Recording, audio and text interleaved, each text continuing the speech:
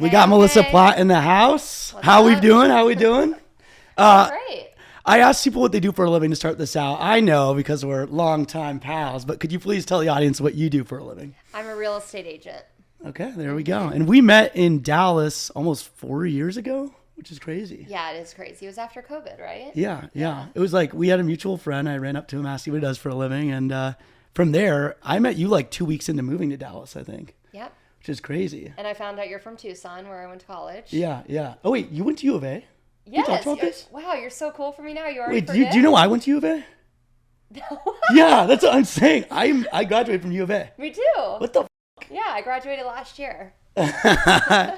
22 years old, right, though? Yeah? Yeah, I'm Just 22. graduated. Okay. Had a crazy real estate career already, on a show, and I'm just 22. Yeah, there we go. So you work for the agency. Yes. And you work currently for the agency in Dallas, but you're also popping back to LA. Yeah, so I'm licensed in both states, California and Texas, and I've been with the company now since 2013. Okay. And you are on Buying Beverly Hills. I am. That is correct. So I mean, I just started watching it and like, you're like a big deal on the show, like it's kind of crazy, honestly. It's fun. It's weird because, real estate is our main job. But filming, I'm like, I was meant to do this, but it's just like our natural flow.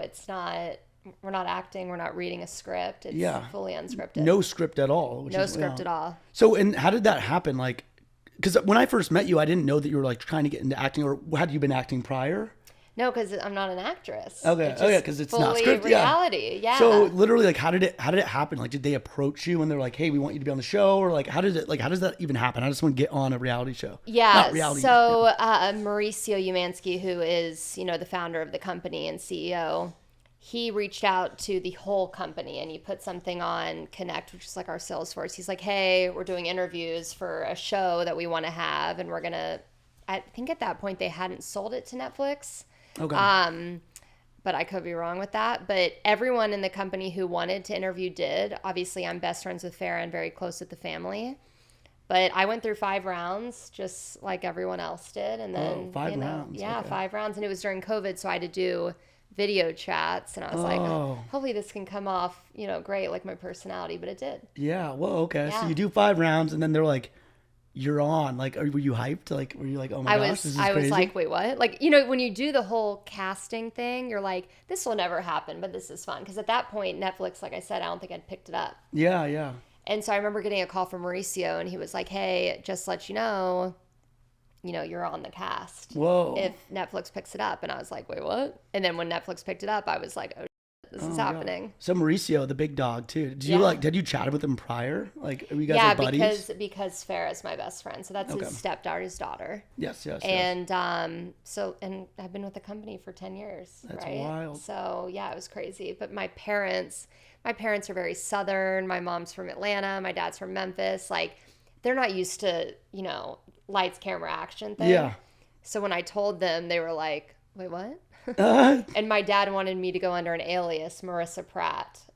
And that didn't work, and I went as me, but it was so funny. An alias, like you're a porn star. Like, I know. What is the point of that? I know, because my brother lives in Vegas. He's a poker player, but he's also a poker host and broadcaster. Okay. So the fact we're both on TV, my parents are like, "Where did we go wrong? Like, did we not give y'all enough attention?" Like, it's just pretty funny. But, oh my gosh. Yeah. So was the real estate like bug in you your whole life? Like, you always wanted to do real estate, or like, how did you get into real estate? Great question. So I grew up always around real estate. My dad's in real estate, but he's in a different world. He's in industrial. He does warehouses. Okay.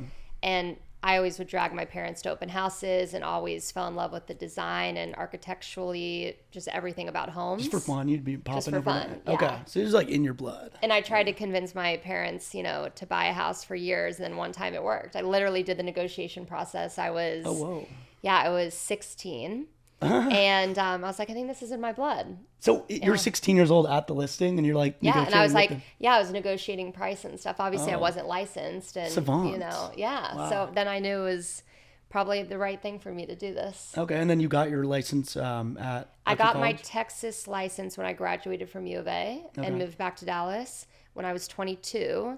The day I passed my test, I said I'm going to move to LA. So I passed my Texas real estate license. And there was just something in my gut saying, you're not ready to live in Dallas right now. You got to go take a risk. Okay. And I told my parents I'm moving to LA, and they were like, wait, what? Yeah, same with my You parents. just got your Texas license, and you're going to go now to LA. Oh, and then you had to get the LA license. California license, yes. Is that hard? Or yeah, California. I'm a terrible test taker.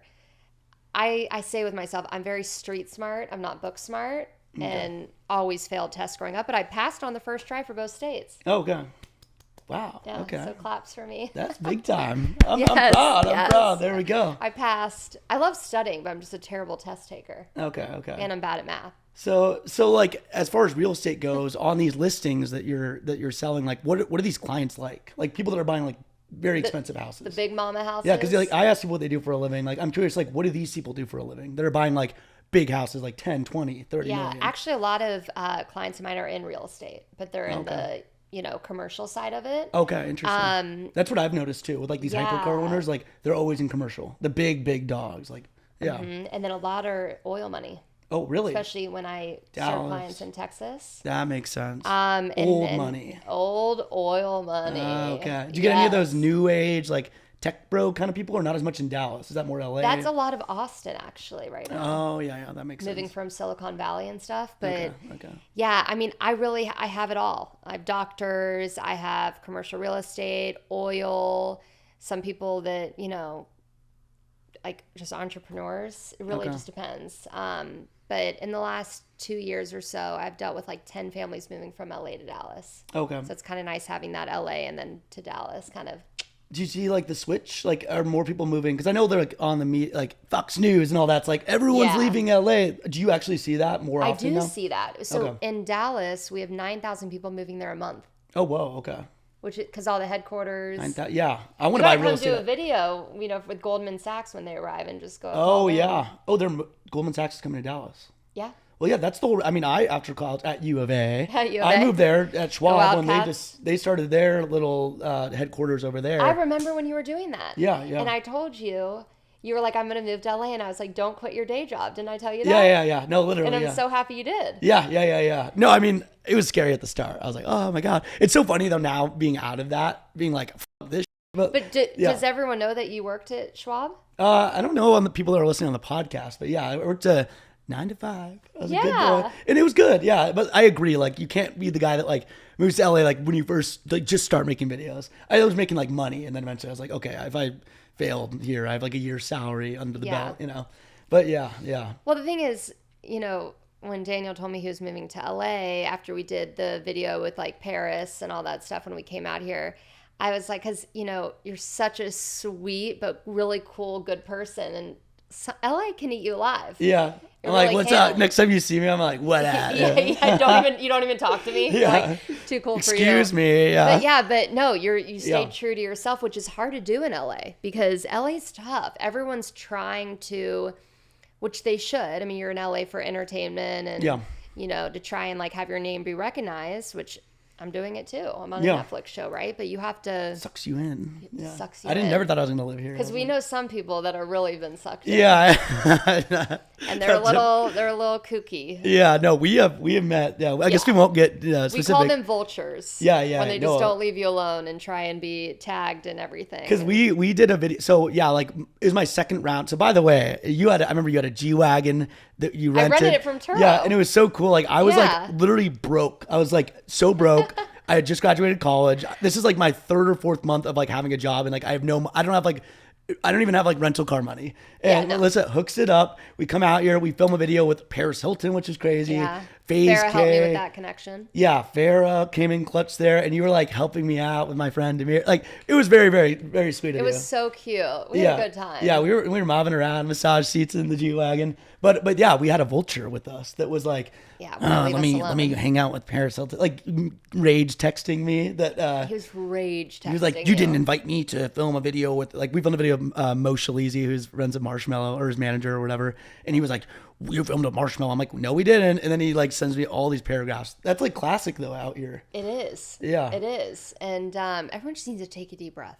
Yeah. Like everyone just needs to go do their own thing. And like, if you wanted to invite him, you would have, but it was just uncomfortable because this guy was like saying it's way worse. Way into Instagram following and stuff like that. And I was like, oh my God, this is too much. Yeah, I feel like in LA though, like I feel like not surrounding yourself with people that are like that is like the way to not like for example, like most of the people I hang out with are they would just work regular 9 to 5s. Yeah. Which is nice. But also like it's nice to be friends with people that also are in the scene for like connections and like not like using them obviously, but like well, LA's it's what a very you do. big networking. It's all about who you know. And as long as you're genuine about it, you can go far. Because I'm the type too that I believe everything comes full circle. So I always want to help people get to the next level, get to the next step. And then I believe it'll come back to me. But if they're genuine about it, I'm all about helping people. Do you have people that are like banging your line now that you've been on Netflix? Yeah, like, but do you have, and like, you the know switch when up? it's genuine or not. Like Yeah, I can tell right away when it's like, oh my God, we should get together. And I'm like, You haven't talked to them in like 40 years? Yeah. Yeah. 40 years? Yeah. You think I'm 40 years old? In 2 years, you know. I told you since I'm you just 22. graduated. Yeah, exactly. No, but you, and I'm sure you can tell that too. Yeah. You No, know? random people that I just like never talk to, like friend of a friend, and then they're like, "Hey, let's hang out." I'm like, Yeah, "Okay, yeah. get the fuck out of here." Yeah, get the fuck out of here. Yeah, No. yeah. That's the problem with LA. But to be honest with you, it's everywhere. Do you have like haters though? OG haters, like hometown haters. Hometown haters. I'm sure. I'm very lucky that I think I only have like one enemy. Oh, you which have an enemy. Okay. Yeah, but I would be so cool with her now. Like if, you know, we cross paths, I'd be like, let's just be cool. You know, Yeah. we're 22 now. Like, Yeah, we're 22. We're all grown up. Yeah. But I really just want the best for everyone. But not everyone. I think also, too, as I've gotten older, and you probably are the same way, there's people that come into your life that you realize are just party friends. Yeah. And then you have the friends that you realize, like, you can shoot the shit with, vent to, and it just, they're good people. But I've kind of had to cut off a lot of people in the last few years. I'm sure people have cut me off, too. I just don't realize. Yeah, I mean, I like high functioning degenerates. Yes, yeah, it's yes. my favorite kind of people. Because then there's also the degenerate friends who you're like, Yeah. but they're not high functioning, and you're like, Exactly. oh my gosh, like you're fun to party with, but that's Yeah. about it. But as I get older, I'm like, how funny is this? How you know? Yeah. Yeah. No, it's just, you know, life is just interesting. It's going by way too fast, to be honest. Yeah. Need it to slow down. So in the real estate sphere as well, I kind of wanted to get the vibes on like, at least in LA versus Dallas or really like anywhere in the country, like what do you see as the best up and coming properties or like where's the most value versus like what's oversaturated? I'll also tell you my favorite neighborhood too in LA. Brentwood, I think, is outstanding and the inventory is so low. Like I have a client just for, you know, example, looking up to 8 million. I can't find him but like his perfect house is like in Encino, and Encino's great, but he wants to be in Brentwood. Yeah. Right. Yeah. So I think Brentwood's iconic. Bel Air is, you know, that's It where the always money's at. Okay. Yeah. And But is it Beverly, Is it too expensive right now yeah, for what it is? it's crazy. But like I'm saying, like, do you think it's appreciating like at the same rate as everything else? Is it a good investment still? Yeah, I think if you can, you know, lock something in Bel Air, you're Always. good. Yeah. Okay. You're good. Okay. Gotcha. But you know, again, the thing with LA, it offers so much with all these different neighborhoods but it's just all about pricing these days too. It's just crazy. Yeah. I'm trying to get into it myself. Like, I know you're I dealing know with an agent if you need help. Yeah, exactly. Yeah. No, I want You to. can't use Zach. You have to use me. Of course. But as far as like an investment property, because I might go Dallas area, like I'm available there too. yeah, exactly. Perfect, yeah. You're the you got it all basically. A lot of people are doing that though. They are buying investment properties in other states, for example, Texas. Yeah. And I've seen a lot of that actually. Because here, again, no offense with LA, but it's like I'm surprised people have, you know, money left in their pockets. Yeah, it's like what is the average like price out here for like a normal like just like your standard house like a 1.5 like for anything decent? Honestly, well, if you want it in like a prime area, I would say minimum 2 these days. Okay, wow, yeah. Or you're getting one for 1.5, but you know you'll have to go under full renovation. That's something you see a lot of too. Anywhere and that's like prime at all. Yeah. In LA. Okay. Versus like Dallas area like Plano, Frisco, you can get stuff like 500K, 600K. Yeah, but the prices have gone up there too. Uh, Which in the past, I think you could have gotten something clutch. It's too late now. Kinda. Yeah. Is it still going up though? Like, Yeah. do you think it's still good time? Oh, for sure. Yeah. I don't see Dallas taking a step back any anytime now. Anytime soon. Anytime soon. What's like the best route for like the average person like listening like that has, you know, $400,000-$500,000 to play around with, as far as like getting a multifamily, getting a single family, like I know that's not like exactly your realm is like doing multifamily housing, but I know obviously. I actually tell a lot of my clients like, well, in Dallas you see more than like townhomes. I think are a great investment. Okay. But I think what scares a lot of buyers right now are the interest rates. But what we always say, I actually learned this from James Harris, who was on $1 Million Listing, and he's a great guy. I worked with him for a long time. He says, you're not married to your interest rate, you're dating it. Refinance in a couple years. Is it date the rate, marry the house? Yeah, right? yeah. Okay, yeah. I know the lingo. I'm in. Exactly, yes. Okay, so that makes, so like right now with the interest rates up, you still see it as like prices are down because of that. I'm no economist, but like. Yeah, and again, I'm bad with numbers. Do you think there's like timing is like an awful strategy? You would just kind of buy as soon as you can? Well, the thing is like, when is it going to be the right time? Because a lot of buyers are like, oh, I'm going to wait till things drop. We don't have a crystal ball. We don't know when things are dropping. If you are wanting to move and you're with the right real estate agent, they'll give you all your options. You'll speak with a lender if you're doing financing. You know, you do have an upper hand in a lot of the situations if you have all cash, but realistically, that's hard to come by these days. Yeah. I've actually been really lucky with my clients that are mostly all cash, but you learn the most as a real estate agent when your clients are needing financing. Okay. Because then you just go through the steps with them. Yeah. Okay. But most people these days need financing, and that's all right. That's okay. Do you, with these people that are all cash, like, are some of these people like rappers that like don't have, like they can't get like use credit? Like for example, say it's like a 3% interest rate a couple of years ago. Yeah. Let's go back. And Let's go back. And like are these people that don't even have credit, or they have like a 500 credit score? Like do you have like some of these people that are like celebrities that just don't care and they have cash and they're just like, oh yeah, 50 million, here you go. Yeah. Like who are these people buying in all cash? Yeah.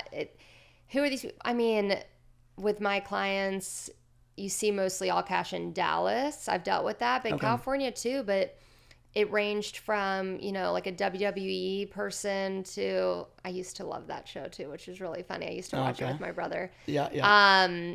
To, you know, like I said, doctors, a lot of people in the healthcare, and then entrepreneurs. Okay. There's the kind of it just really ranges. I really can't pinpoint one clientele that I have. It's all over the map. And I mostly rep a lot of athletes. However, I do high-end leases for them primarily, not sales. I guess because they're always moving around. They're always moving around. So it's, unless you have, I mean, even if you're signed to a 5-year contract, you still don't know if you're going to get traded. So I put them up. That sucks, honestly, for athletes. You just don't have like a home base ever. I know. Or a temporary base. But what I do is, like, for example, Tim Hardaway Jr., he got signed with Dallas, and what I did for him, he had like some townhome he got right when he got there, and then he wanted to move to a penthouse. So I got him a penthouse. It was like $15K a month, and it was all-star break, so he was gone for 5 days. What I did is I literally hired movers. I unpacked all his stuff into the brand new place. I furnished it. Okay. I did his shoe closet, which took me 48 hours. Whoa. I put groceries in the fridge. I set up his DirecTV. I did everything. They're just like, just make it livable. That makes sense though when you're just busy traveling. I wanted around. his house to feel like a home. And so when he walked in after All-Star break, he didn't have to lift a finger. Okay. It was all done. I got his TVs mounted. I got artwork put up, That's everything. Nice. Yeah, if you don't have time, like that'd be nice. Just waltz on in. So I did that also for John Wall here, Chandler Parsons, Terrence Jones, Nerlens Noel.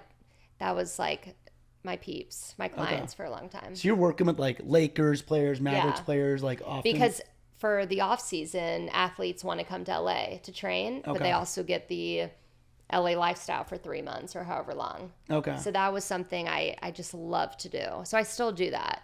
But then in Dallas, I do like the 12-year leases for clients or athletes who are there for the season. Okay. So interesting. So you like know how to rub shoulders with like the most influential people. Like, did you still get like starstruck at all? Like, well, I grew up watching the NBA. Like, that's what my family and I did. And I'm a huge NBA fan, so I did get starstruck with that. Like, if I saw Angelina Jolie walk by, of course, she's beautiful. It'd be cool to see. But, like, if I saw LeBron James, I'd be like, I still want to go up and ask for a picture, but, like, athletes do it for me. Like, I just saw him. So cool. I was so close to him. I was backstage at the Lakers, like, in their garage. And I was like, do I just ask? He's getting in his car. I'm like, do I just get Yeah, you're like, how do I the do GOAT video, but like I was like, I don't want to ruin it because the whatever his name, the owner of the Lakers was right there, and I was told like no filming in the garage. Oh yeah, and I was like, do I just like, I mean, will it get better than LeBron? Maybe not. So I was like, I'll do it later. And you're just like, yeah. But the athlete world, because they're so talented, but the swag is just out of this world, and so I just get starstruck. But working with them, I'm completely professional, and I handle everything for them. Okay. Who are the biggest, are you allowed to tell me, like, not just athletes, but in general, like, who are some of the most influential people you've shown properties to? Wow. Unless it's NDA or whatever. Yeah. Yeah. But yeah. Well, I'll tell you, athlete-wise, my first lease client ever was John Wall. Okay. And then my first sale, I represented Chandler Parsons as a buyer for 12 and a half in First Bel sale Air. ever? Yeah. Oh, wow. Okay. Yeah. So So you came that in was hot. really cool. I came in hot. Okay. Because I was an assistant / agent for 3 years, which I highly recommend if you're trying to get into real estate. Be an assistant first. That's how you learn the business. Okay. Good tip. Pro tip. No, I've shown a house to like Adam Levine. Okay. And his wife, Bahati, I think is her name. She's stunning. Oh, cool. Okay. Oh my God, there's so many cool people I've shown. You should have prepped me for this. I could have written a whole list. Oh, okay. But the athlete world, I would say, is the coolest ones for me. Okay. Yeah. Yeah, they're probably pretty chill, honestly. Yeah, they are chill. Do you have any horror stories with anyone? God. Or like, yeah, any celebrities or in general, if you have any just like nightmare listing stories? I actually have, I won't say the athlete's name, but a really well-known athlete I represented. Okay, juicy. I got him a really sick house in Mount Olympus, which I don't know if y'all know where Mount Olympus is, but you can get killer views up there. It's amazing. Is that in California? Yeah. Okay. Yeah, it's like I'm still learning. It's actually right near Hyde, which I used to like pay rent at because I was there so much. Same. Yeah, same. But with Mount Olympus, like the house you could get there, if it was in Beverly Hills or Bel Air, it'd probably be 30 grand more a month. Okay. You know. Wow. Okay. But I leased a house. It was $35,000 a month, and it was a really good athlete, and his friends just tore up the place. Like they lost their whole security deposit, which was 1 month. I think they had to pay an additional like $30K. It was a nightmare, and I was mortified. Oh, wow. Yeah. Oh my gosh, like just a crazy party or something like that? Yeah. No, I think parties every day. Oh, okay. Yeah, that was tough. But I felt bad for my client who was the athlete because I don't think he did anything wrong. It was just like his friends that he brought in. Oh, okay. Do you, like, if you're selling, like, say there's a $30 million listing, and we're not talking celebrities here, we're just talking like people working different jobs. Yeah. How do you vet these people, like, to great get question. like do they just like pretend like they have money? Like you have to check bank statements, but I'm sure people like falsify that just as like a game. Well, like, now people do falsify that. Like when you get a proof of funds, you have to literally call the bank advisor who's on there because they could clearly just write it, tweak it. yeah, and just waste your time. Yeah. So there was a house on Oriole that we had on the market for like 34, and someone wrote a contract, and we got the contract executed, and they had 3 days to send in their earnest money. And I remember like on the third day, he was like, oh, it's coming. And he was still at the house every day. He still went through inspections, which is really weird, but inspections cost him, let's say, $2,000. Weird. And he kept making up these excuses, and he just totally fell off the face of the earth. Oh my gosh. That's so annoying too. I know. It's crazy, but wow. It's hard as a real estate agent if you represent a buyer who comes to you and they say, hey, I want to, go look at this $20 million house today. You don't want to scare them off the first thing you say to them and say, well, send me your proof of funds. Yeah. Are you legit? Yeah. Yeah. Are you like, approved or, what's going on? So you Google their name, try and find out as much as you can. If it's someone you really don't know, you can bring an agent with you to make sure they don't kill you, because that's my biggest fear is that I'm murdered. Oh, I didn't even think about that. Yeah. Oh my God. But with someone who says they have this much money or whatever, I would do it like the second time. Or you just say the listing they want to see requires proof of funds in order to see the house. And then you see what comes through. But you still have to do your, background checks. Okay. So you have some people though that are like just straight up faking it. Yeah. And then when you ask for proof of funds, they don't respond, or it goes through a screen. They're just like a husband and wife. They're looky-loos. Yeah. Wait, what do you call them? Looky-loos. Looky-loos. Yeah. Is that like the industry term for it? Yeah. They just looking and they just window shop. They like to pretend. They like to. Yeah. I love it. Exactly.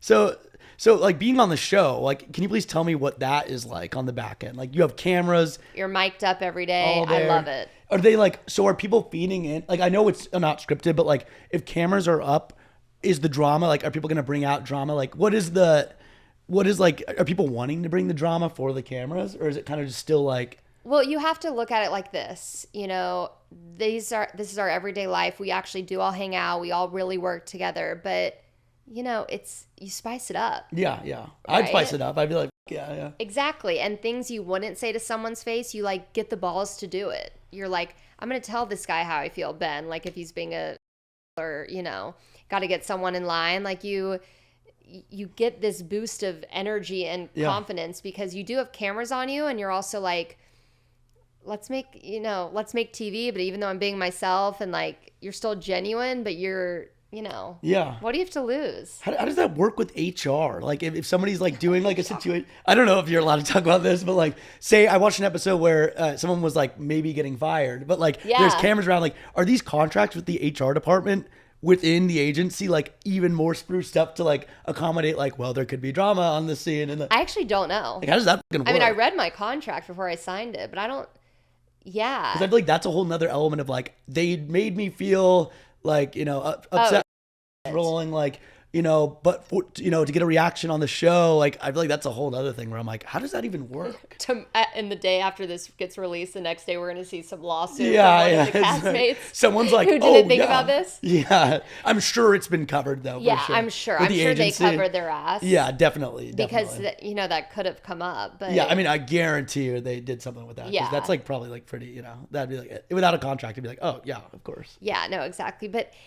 Again, we do spice it up, but it's like genuine conversations, genuine fights. Like the producers, they don't give us clients. They don't give us the houses. We have to provide everything. Oh, wow. So you have like, you're doing your job, but then also there's like another job lobbed on top and you're of it. Is it back producing something? I'm losing the right term, but it's where about. You like closed a transaction and then, you know, you go back through everything too. They do that. Wow. So like if you're upset and there's like a camera in your face, I feel like that is just like that. Like, well, you didn't make, have you made it to episode 6? No, not yet. I think it's episode 6 or episode 7. 5, I think. 4? 5. Okay. It's in Malibu. Farrah made me cry. Literally of tears just dropping. Oh, and they're like filming. Yeah. And you're like, just like, no. But you get so used to the cameras that you forget they're there. Oh, interesting. And the crew is so amazing. Like I consider them all my friends. So it's like, okay.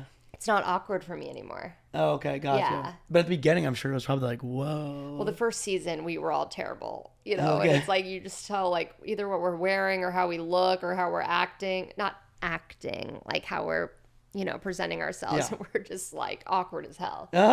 So because we had Zach on the pod and like, I cannot wait to watch that. Is he the same? Like, I mean, from what I can tell, this is his first season. Okay. He was not on. Well, he was on the first season. He's for just like 2 cameoed, seconds. right? Yeah. So he's like super funny off and on camera. Like, yes. Is he like? Do they just love him? And he's just like he's cracking these jokes. He's like the comic relief, but not like obviously he's like a legendary real estate guy, but also like he's funny. Yeah. Well, the thing I like about our show too is the other real estate shows. They're incredible. Like Selling Sunset, they kill it, but it's mostly like about the women. And on our show, like the men are the star of the show.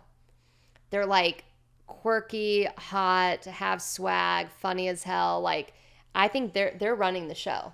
Exactly. And it's cool to see that. Banter's funny. Like yeah, when they roast banter. each other. Ben, Zach, like they're just going back and forth. I'm and like, that's this is all funny. genuine. I don't think you can even make that shit up. No, yeah, you can't writing like a script like that. Like when it's written out is awful. Yeah. Yeah, not like I'm around scripts a lot and like any kind of jokes. It's like you can't do like sarcasm in a script. Well, no, and I know that I could never read from a script because then I'd overthink everything. I overanalyze in general about absolutely everything, whether it's guys or what I'm going to eat for dinner. And if I had to read a script, I'd panic. Okay. Yeah. It's so much better that it's just like a natural Remembering flow. It too is like all. Honestly. Yeah. No, can't do that. Are you ever like with Mauricio? Are you ever getting nervous that like since he's the big dog? You know, is he like intimidating in person? I think for the first few years I was at the company, and now he's become one of my really good friends. Okay, yeah. You know, because like we all hang out all the time. And Miami, when we went to Miami, it made us all so much closer. I love Miami. We have a little Miami Heat crew. That's Zach's in that crew. Okay. Yes. Very cool. So #blessed that I'm in the same crew as Zach because he's cool. Yeah, he's a good man. So Miami though, that's wild. That's in an episode, right? Yeah. I don't think clearly you're not there yet. Yeah, I'm not there yet. Okay, that's cool. So, but agency in general, I gotta ask, like, it has the prestige. When you first got hired at agency, Yeah. you were like, oh yeah. Oh, yeah. Yeah, you're like, oh Well, yeah. the thing is I was with an incredible company before, Hilton and Highland, and then I went to an open house that the agency had. Zach was It was there in too, the- right? He was at Hilton and Highland for a very long I time. was like, that name sounds so familiar. Yeah, yeah, yeah. And they're powerhouses. Hilton, They like kill it. Paris Hilton's family. Yeah, Rick Hilton. Yeah. Okay, and is that kind of also with like the Farrah connection and like Paris and all that? Yes. Okay, it's all intertwined. It makes And sense. so Hilton and Highland, the agency, they both do extremely well as brokerages. But with the agency, I went to an open house and it had, I think they were sponsored with Lamborghini. They had Lamborghinis outside, which you would love. And then they had, it was a party. Because a lot of open houses have like cupcakes and like, little muffins. Like there was a full on like charcuterie board, a DJ, a bar. It was like a party. And I remember being like, this marketing and this open house is out of control. I have to work for this company because I'm very creative too. I like that kind of thing. But yeah, the agency now has over 110 offices globally. Whoa. Okay. But we still keep that luxury boutique feel. So with, for example, like Compass, which is another incredible real estate brokerage, they have 2,500 agents in their Dallas, Fort Worth office. Whoa, okay. The agency has 2,200 globally total. Oh, whoa. Which is lovely because each office has like 60. That's crazy. Yeah. Oh my gosh, okay. Yeah. Total. Whoa, okay. So then you feel like you, not necessarily know 2,200 agents, but you feel that more family vibe. Yeah, I mean, that's like, for a global company, like that is like I didn't realize that. Yeah. That's nuts. Yeah. I guess it makes sense too when you're not going to have like millions of like $50 million listings. Like, it's like very like, so what is the average amount of like sales per year for like someone to be able to like stay at the agency? Like, I know I'll tell there's you like pressure. exactly. Like, So minimum is you have to sell 10 million a year. Oh, wow. Okay. Yeah. If you don't do that, are you immediately fired, or is it like you're on like probation kind of? Each office has their different rules. What I've heard is you're axed. Oh, okay. Or let's say you did 9 million. Like I think they let that slide. Okay, but it's like next time, Exactly. make it up kind of. So I like that too, is that they're very strict with that. And they want to maintain that luxury feel. Whoa. But the coolest thing I would say having the global reach, because I was at the company when there was only one. And then, one at Beverly Hills. And then they opened Cabo and Brentwood. And then it, expanded from there. But okay. the thing is that, if I have a client that wants to buy a $20 million house in Aspen, I know the exact agent to go to. Okay. Her name's Heather. But you know what I mean? It's like with that global reach, you can get a referral deal. So I could have a $20 million client. No, I'm not licensed in Colorado, but I still get a cut from that deal. Okay. So everyone kind of knows each other, and like there's like friendships going on where it's And like, clients hey, I got that you. too. Yeah. Okay. Yeah. That's cool. That's cool. So if you want to buy in Turks and Caicos, I'll set you up with my boy Sean. Yeah, you're good. Okay. So Daniel in Miami. Yeah, it's all good. So you got the pressure though. Like, did you get nervous? Like every day being like, hey, like this year I need to, like, year's getting closer to ending. Like I need to sell this. Like, is it stressful? It's very stressful. And I would also say too, with all the laws that are changing, all the taxes, it's really tough as a real estate agent because you want to, help your client in every way possible, but you also don't want to inform them of, inaccurate information and be fucked. So thank God for real estate attorneys, because that's your best asset when you're representing someone. Because if you don't know the answer, you can't be like, oh, it's this. And you could be lied for that. Yeah. Like, lied for that. Liable. Sued. Yeah, liable. Yeah. Yeah. So you always say, I don't know, I'll get back to you. I'll get someone who can answer that. There's just real estate agents. I think people think we just make some huge commission check and, we're going on a trip to, Jamaica. No, it's not that. It's kind of like your own, like every step of the tough. way kind of And doing we your work shit, right? 24/7. Yeah. There's a meme that says like, I don't want to work a 9 to 5. So now I work 24/7 as a real estate agent, but you're always on call. You're dealing with clients' emotions. It's a huge job. Also, I can't just imagine like you get all the way there and then they drop out and you're like, fuck you. Like literally spending money on marketing, time, but it's worth it. 'Cause like I said, I believe everything comes back full circle, but it's tough. Yeah. It's draining. That seems like it's insane. But honestly, I know it's the right job for me because I love what I do and I love making my clients happy, but things are sometimes just out of your control. Yeah. Like I had a client that offered on a house and it went into multiples, which means, there were multiple offers on the house. And we thought we had a really strong all cash offer and we lost by like $500,000. Oh, wow. It went that much over ask.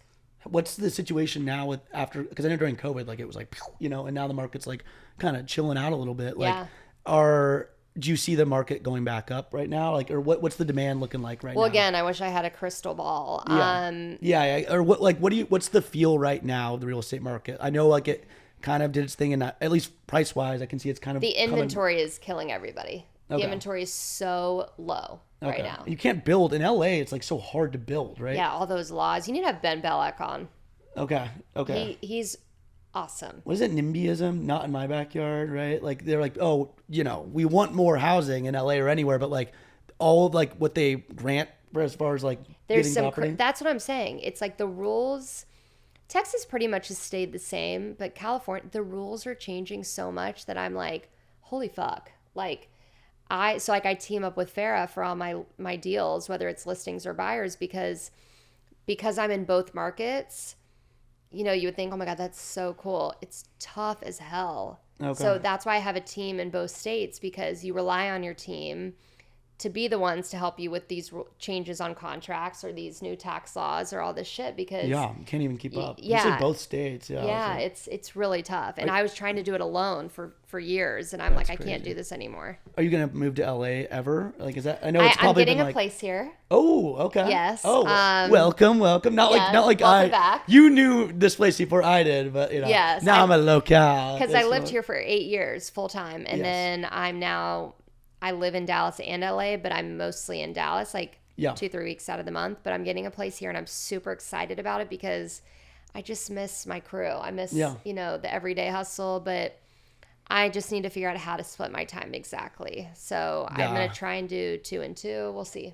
Yeah. Me and you were kind of in the same boat there, because I was going back and forth, and I was like, I love Dallas. I know. Dallas is great. Dallas is great because it's a very comfortable way of life for me. Yeah. The people are nice there, but like LA is also, it's popping out here. So it's kind of like, Did I tell you that I helped with Delilah? I executed the deal for Delilah. I was the referral on it. So Delilah's coming to Dallas. Oh, really? Yeah, which will be sick, and we need it. Okay. Yeah. Because who owns it in H-Wood. Miami? Okay. Yeah. Gotcha. So, because there's one here, Miami, Vegas, and now Dallas. Yeah. Wow. Okay. Wow. Congrats. That's crazy. Thank you. We have Carbone, we have Celebs, we're getting Catch. Komodo is there. Oh yeah, I love. Oh, is Komodo in LA now? I know Miami. No, I'm sorry, I'm talking about Dallas. Oh, Komodo's in Dallas. Yeah.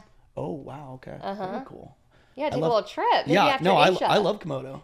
This guy is always gone. I don't know where he is. Yeah. Well, and I don't think it's going to slow down anytime soon. But which is great. I love for it. At this age, I'm like, just let's do it. But then soon I'll be like, oh God, it drains my soul. But yeah. Okay, I have a weird question for you. I don't know if I know this. What was your first car?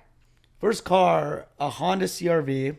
And then my first car in Dallas was what was it? It was a 2011 Chevy Impala that had 100-something thousand miles on it. Okay. And then I got a Tesla, and I was like, I made it. Oh, yeah. I remember when you got your made Tesla. it out the trap. Yeah. Because I love cars. Obviously, I love Daniel. Just when we met, we hit it off. But when you do the whole car thing, I grew up obsessed with cars. I would drag my dad to go test drive cars way before I was even 16. I would have him test drive the cars, and you just sit in the back seat. Oh my gosh. I'd go to all the car shows. I didn't know that. That's so cool. I would have my parents rent cars on my birthday so they could drive me around in them. What's your dream car? Well, I feel like I'm in my dream car now. Okay.